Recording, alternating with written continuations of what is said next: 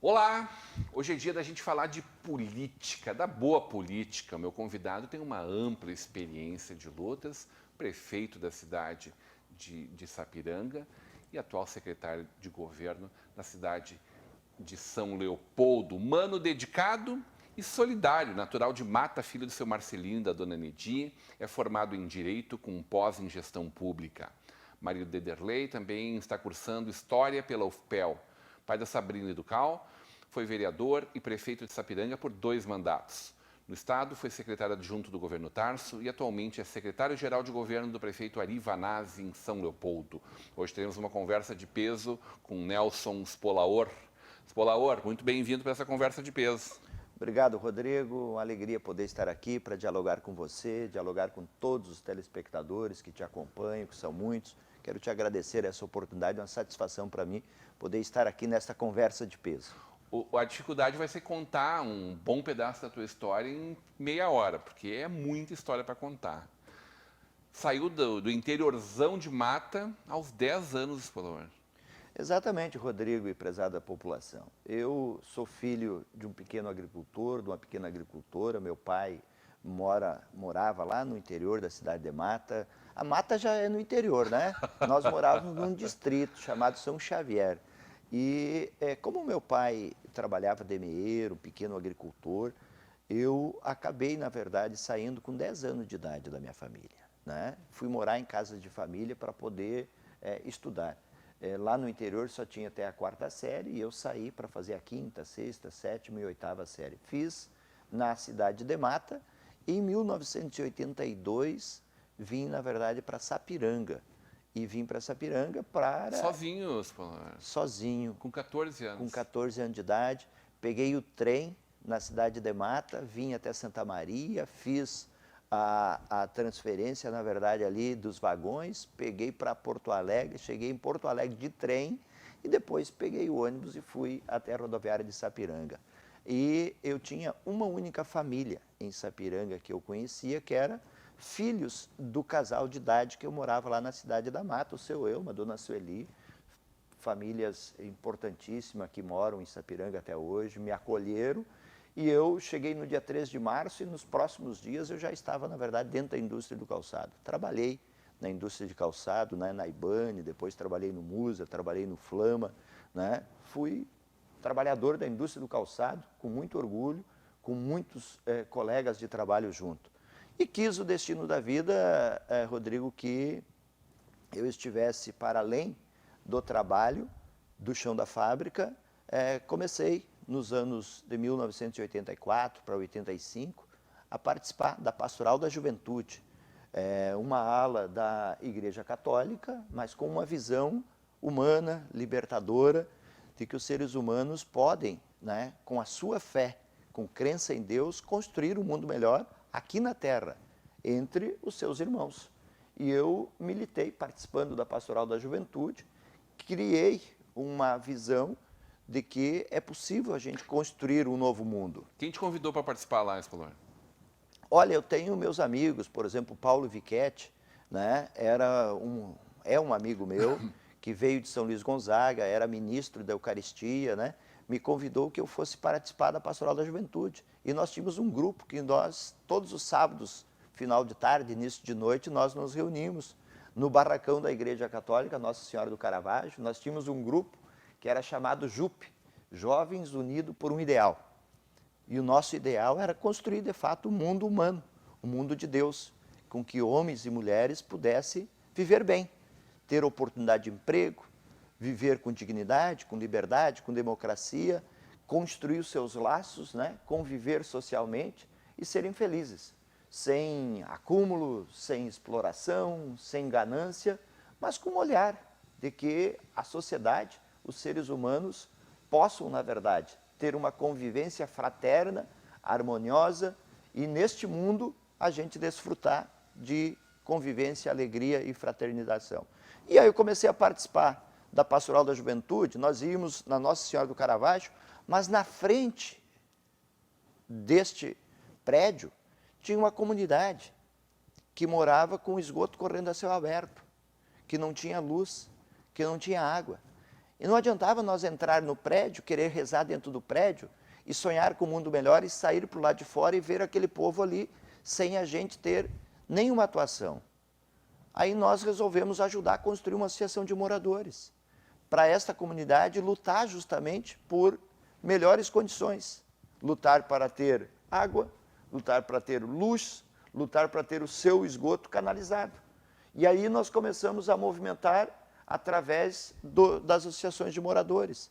Aí nós fomos perceber que vários outros bairros de Sapiranga, outra localidade, também sofriam desta mesma problemática.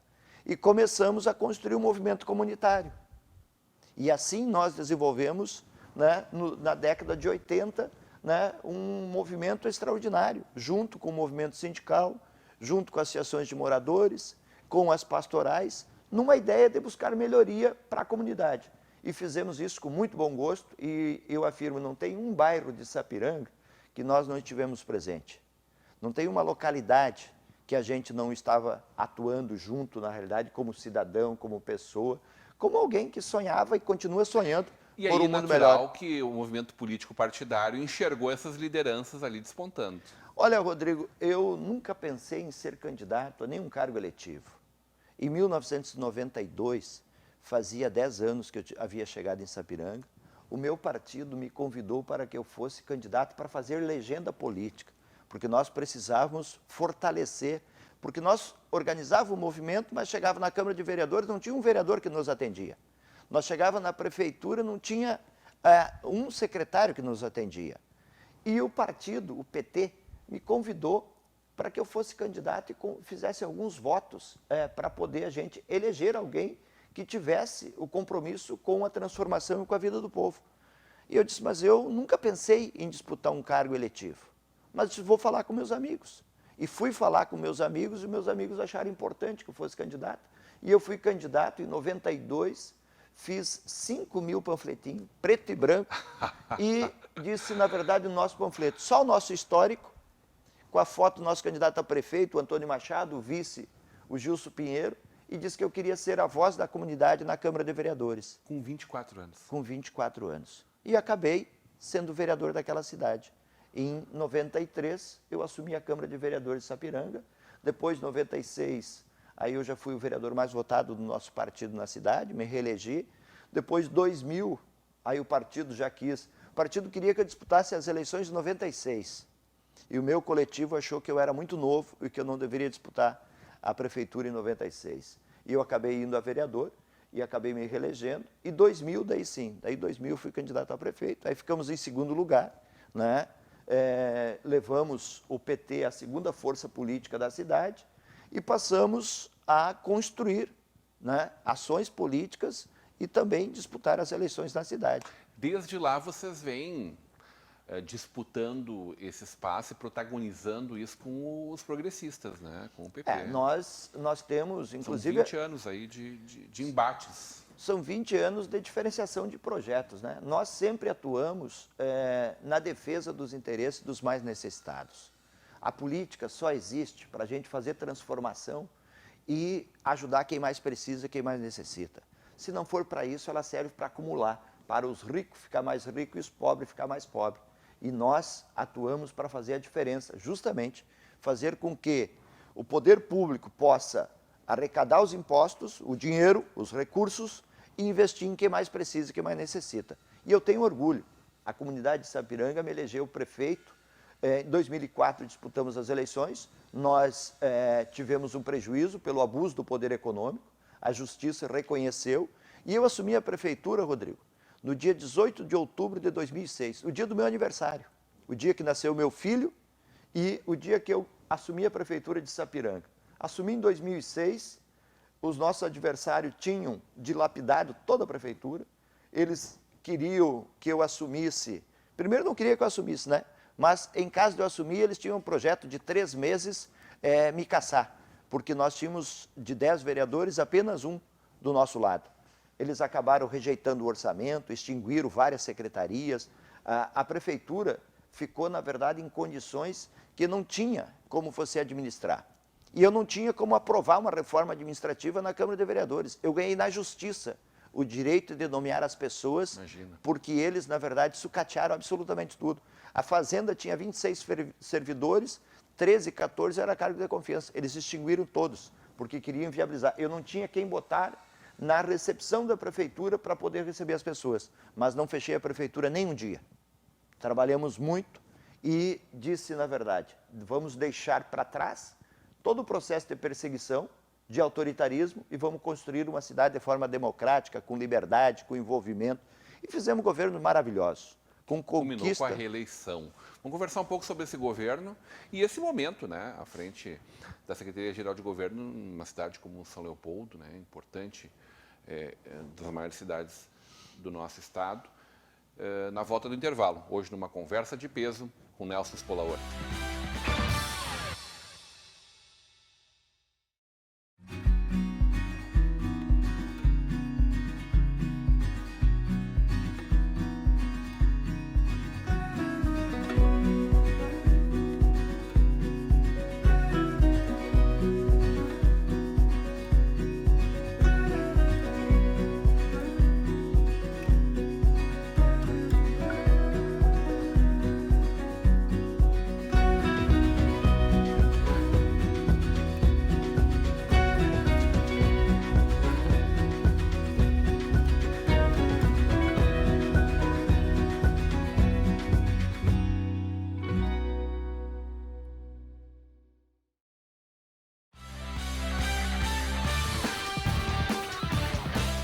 Volta para uma conversa de peso, hoje recebendo o secretário-geral de governo do prefeito Arivanazzi, né, de São Leopoldo, Nelson Spolaor, ex-prefeito, 2 mandatos de Sapiranga, no oferecimento de Sicredi, juntos construímos comunidades melhores, faculdade INH, aqui você vive o conhecimento, Mercator Feiras e Eventos e o apoio de Lookfair, fechaduras e acessórios. Obrigado aos nossos apoiadores culturais.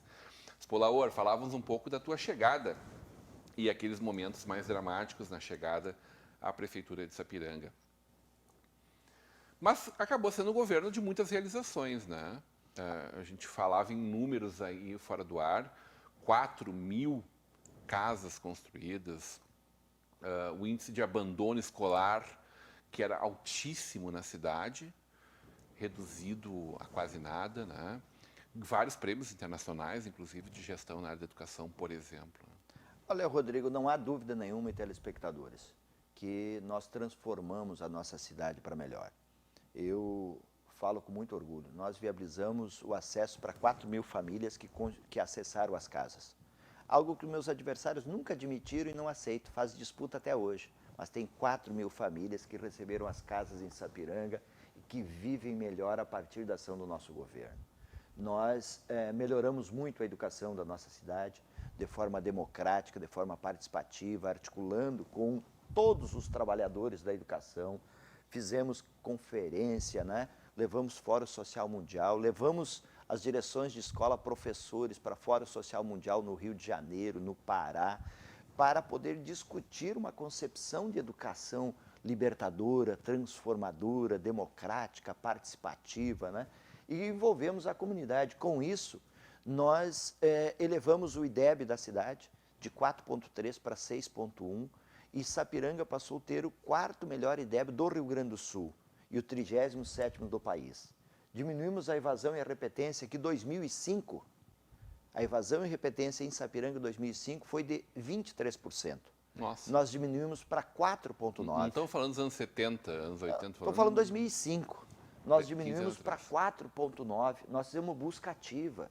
A minha coordenação pedagógica das escolas ia na casa. O aluno faltava um dia, 2 dias, ela ligava para o pai. Se o pai não atendia, ia na casa.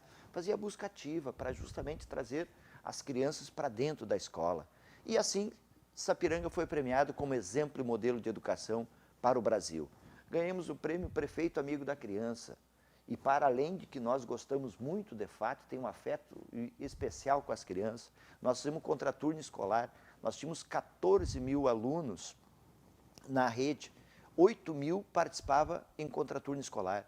Nós tínhamos 14 modalidades, teatro, música, xadrez, tênis, hip hop, música das mais variadas. As crianças, às vezes, iam para a escola para participar dos projetos de contraturno escolar. Algo maravilhoso, encantador. Ganhamos o prêmio Prefeito Amigo da Criança porque nós diminuímos em 50% a mortalidade infantil. Quando eu assumi a cidade, a média era 18 óbitos para cada 1.000 que nasciam. O estado do Rio Grande do Sul é 14. Nós tínhamos a média mais alta, mas eu coloquei Primeira Infância Melhor, programa PIM, aumentei as agentes comunitárias de saúde, coloquei as 6 equipes da Estratégia da Saúde e Família, fizemos rede de segurança alimentar e, com isso, nós, em 2 anos, sob a coordenação do secretário de Saúde, Paulo Azevedo, nós diminuímos, na verdade, para 8,5 a média de óbito para cada 1.000 nascidos, mais de 50%. Nós salvamos vidas, nós cuidamos das crianças, nós preparamos um mundo melhor para essas crianças e eu sou muito orgulhoso por isso, pelo trabalho que fizemos para a nossa cidade.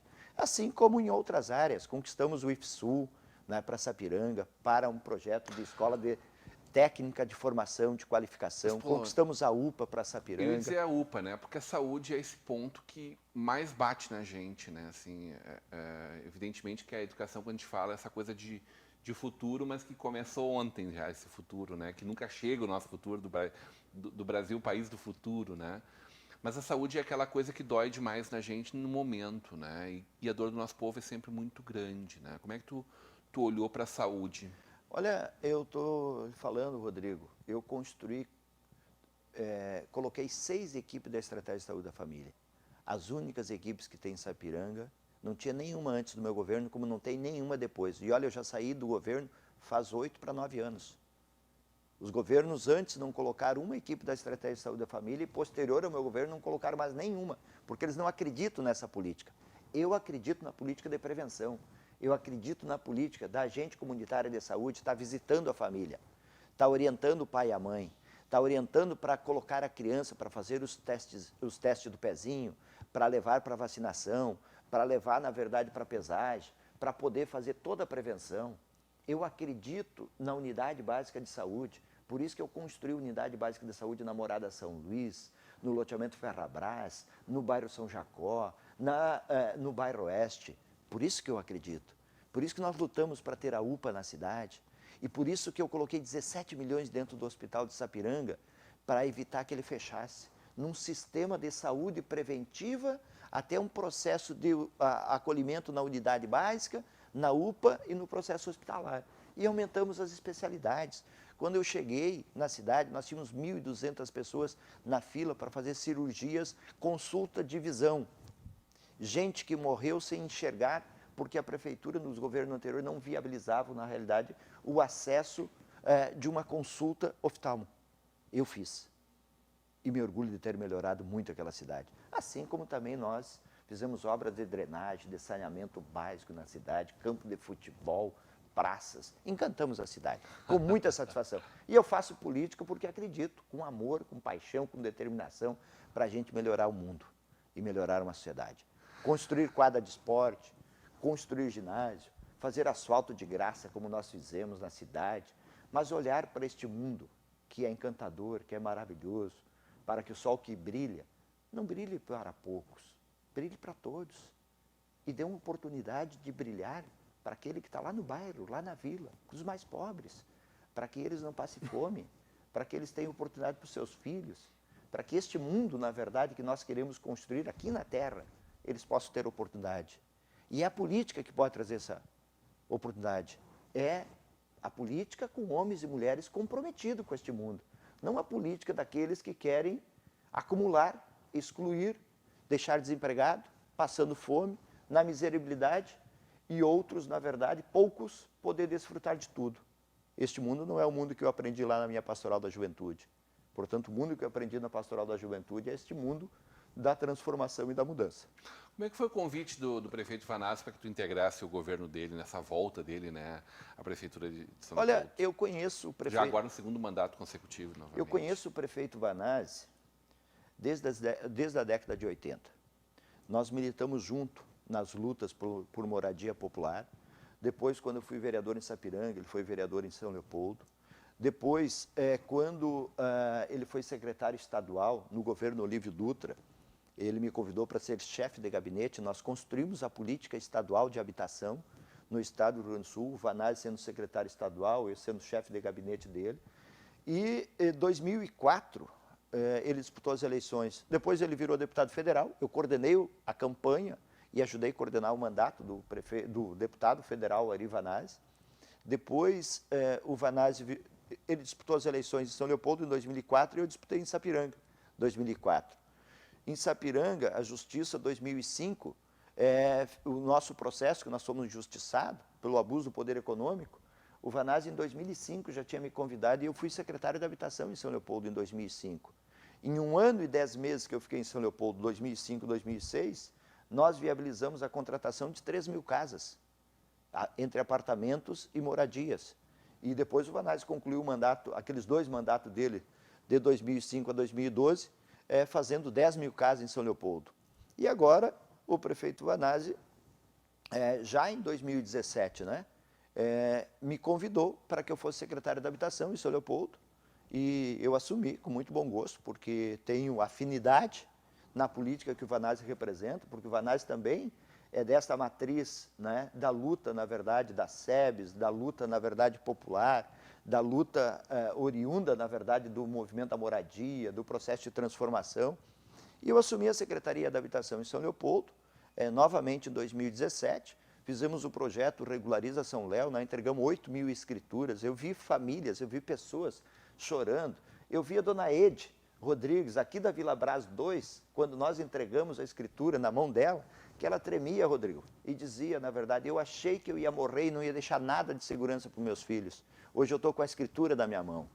Essa é uma ação política importante. Eu vi a dona Geni, lá na Vila União, um abraço para a senhora, dona Geni, lá na Vila União, que mora desde 88 e não tinha escritura do seu terreno. Nós entregamos, nós regularizamos. Fizemos isso durante o mandato do prefeito Vanazzi de 2017 a 2020. E agora, o prefeito Vanazzi me disse, olha, eu gostaria de contar contigo para que você, na verdade, pudesse vir fazer a Secretaria-Geral de Governo. Eu disse para ele, estou à disposição para construir um projeto melhor. Né? Essa é a minha visão. Eu sou advogado, me formei em 97, mas nunca fiz da política bico. Sempre fiz da política projeto estratégico de mudança e transformação. Eu era vereador em Sapiranga quando eu me formei. E eu fiz a opção de não montar meu escritório, de não advogar, para militar. Porque eu tinha um mandato, uma delegação popular, que era para ter uma tarefa, uma missão, um compromisso. Né? E, portanto, agora, quando o prefeito Vanazzi me convidou, aceitei com muito bom gosto. Estamos ali num governo desafiador. O Vanazzi é um prefeito muito trabalhador, muito comprometido com quem mais precisa e quem mais necessita.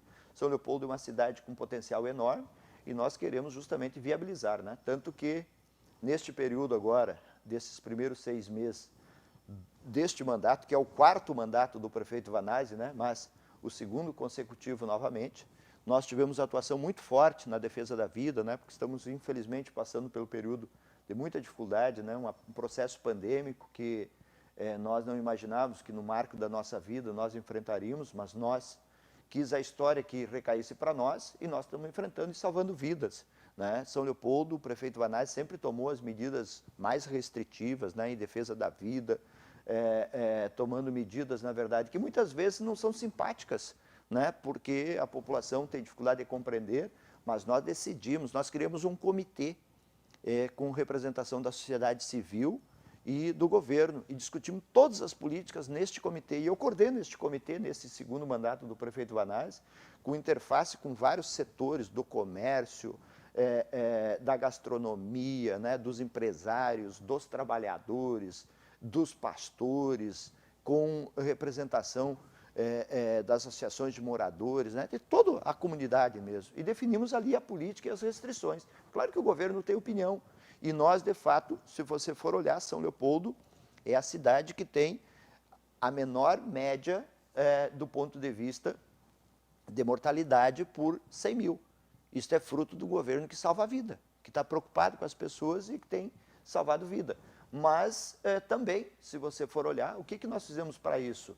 nós, além das medidas restritivas, mais restritivas, nós preparamos, né, todo o processo do leito hospitalar, do Hospital Centenário, nós ampliamos a UPA, né, nós fizemos melhoria, ampliamos o atendimento da UPA, fizemos melhoria da nossa rede de forma geral e protagonizamos, na verdade, um desenvolvimento na salvar a vida. Mas assim mesmo, São Leopoldo é a cidade que mais gera emprego neste primeiro semestre, é a cidade que tem o maior retorno de ICMS e que tem demonstrado, na verdade, mesmo com as restrições, que a gente não perdeu o olhar do ponto de vista do desenvolvimento econômico. Estamos trabalhando muito, na verdade, na cidade. O que tu enxerga para o futuro político do nosso país? Hein? Um cara que conhece política e vive a política há muito tempo e um momento de conflagração, né, que a gente está passando, onde eu concordo contigo que não existe a dicotomia entre economia e vida, né? Essa discussão a gente precisa fazer logo adiante. Acho que já começou essa discussão em torno de como recuperar a nossa economia agora, mas evidentemente as vidas preservadas tanto quanto for possível, mas um número gigante de pessoas mortas pelo Covid, né? 530 mil brasileiros que perderam sua vida, que talvez pudessem ser um número muito menor se nós tivéssemos uma visão diferente, assim. Não sei se o caminho que foi escolhido em São Leopoldo é o caminho que deve ser implementado, não estou nem discutindo isto, né? Mas, de fato, isso vai ter reflexões na política ali na frente. 2022 é esse ano, e a gente vai conversar até lá, com certeza. Mas para eu enxergar o que tu vê sobre isso, como vai ser esse debate político e social nesse momento, que vai até lá, né? De um presidente fragilizado, né? Com números recordes de rejeição, e a possibilidade da gente recuperar com quem está aqui, né, com quem ficou, com quem felizmente sobreviveu a tudo isso, as nossas vidas e o nosso rumo. Né? Olha, Rodrigo, não resta dúvida nenhuma de que muitas vidas poderiam, na verdade, ser preservadas a nível nacional. O governo federal é o grande irresponsável, na realidade. Nós chegarmos a mais de 530 mil mortos, na verdade, até os dias de hoje, infelizmente, por um governo que negou a pandemia desde o início, que respeitou tratamento precoce contra a ciência, que não comprou vacina e, mais do que não comprar vacina, hoje nós estamos vendo, tinha negócios escusos, na verdade, neste processo da aquisição de vacina, trocou 4 vezes de ministro, desorientou os governadores e os prefeitos e as sociedades, não estimulou o processo do ponto de vista dos protocolos sanitários necessários. Então, um governo genocida que deve, para mim, o governo federal deve ser julgado por um tribunal humanitário. Ele é responsável por muitas mortes no Brasil que, infelizmente, poderíamos ter salvo. E quando a gente fala no Brasil, eu falo, na verdade, do meu bairro, da minha vila, da minha cidade, do local onde eu estou trabalhando. Quanta gente nós já vimos, amigos da gente, companheiros, conhecidos, familiares próximos da gente, que infelizmente perderam a vida porque o governo federal tirou de um processo de pandemia para fazer disputa política.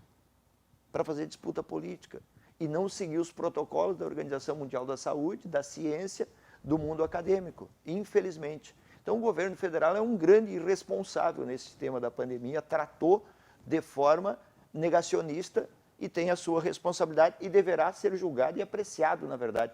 Para mim, vai ser apreciado pelo povo o ano que vem e deverá ser apreciado por um tribunal humanitário que possa apreciar os crimes da sua irresponsabilidade.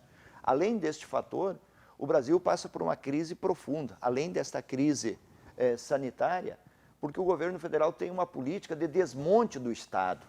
Criou nos servidores públicos bode expiatório e no aparelho do Estado como sendo responsável. E com isso faz com que os serviços públicos não chegam na nossa comunidade, não chegam na população. E a 173, por exemplo, não permite você contratar gente, não permite você fazer nem reposição de reajuste inflacionário para os servidores públicos, porque eles querem desmontar a estrutura do Estado. E é preciso que a população se atente, na verdade, para esse objetivo. O objetivo deles é desmontar o Estado brasileiro.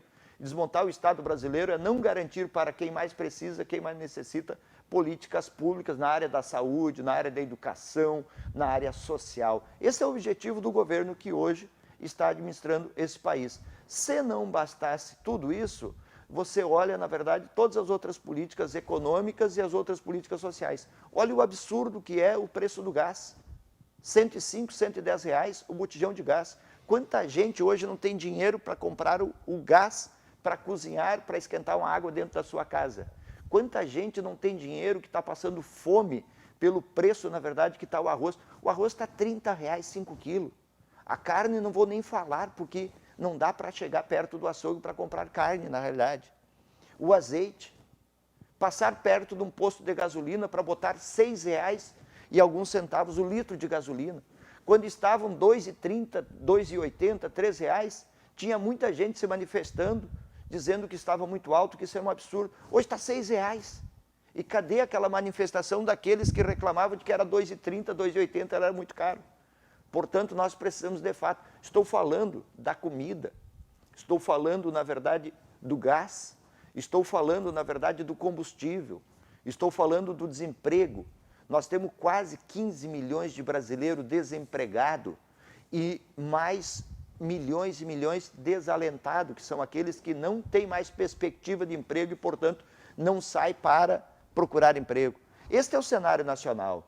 E eu espero que esse cenário feche o seu ciclo o mais rápido possível. Vamos realizar grandes debates ainda até esse momento, com toda certeza. E que a gente possa recuperar um país com esperança do seu povo.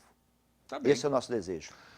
Adorei conversar contigo. Obrigado pela presença. Seja sempre muito bem-vindo à nossa Vale TV. Olha, e nós estamos à disposição, como secretário-geral de governo do prefeito Vanazzi, preparando a cidade rumo aos 200 anos, para que a gente possa ter uma cidade com desenvolvimento, com crescimento, com inclusão social e com protagonismo da comunidade leopoldense. Então, muito obrigado, Rodrigo. Um grande abraço para você e um grande abraço para todos que nos acompanham. Hoje, numa conversa de peso com o secretário-geral de governo de São Leopoldo, o ex-prefeito de Sapiranga, Nelson Spolaor. Continue agora com a programação da nossa Vale TV, da nossa rede comunidade de televisão.